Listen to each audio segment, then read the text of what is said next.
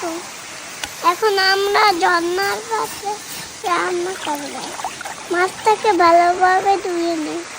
এবার পিঠে ছুরি দিয়ে কেটে নিই। মশলাগুলো ভালোভাবে পিষে নিই। রসুনটা কুচি কুচি করে কেটে নিই। হলুদ, লবণ, তেল মিক্স করি। মাছের গায়ে ভালোভাবে লাগিয়ে নিই। আলুটা ধুয়ে নিই। গোল গোল করে কেটে নিই। পেঁয়াজটাও কুচি করে কেটে নিই।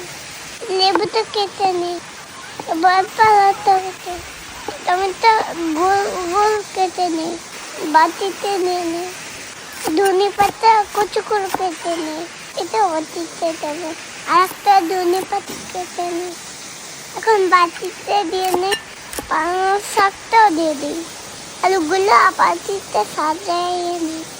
তার উপরে পেঁয়াজ, টমেটো, রসুন আর ধনে পাতা মাছগুলো দিয়ে দিই।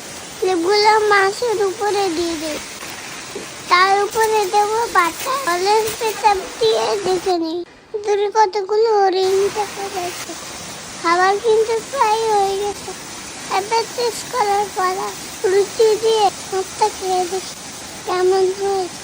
সেই স্বাদ থালা দিয়ে খেয়েছি। অনেক মজা। এত স্বাদ করে তো চা বানিয়ে নি।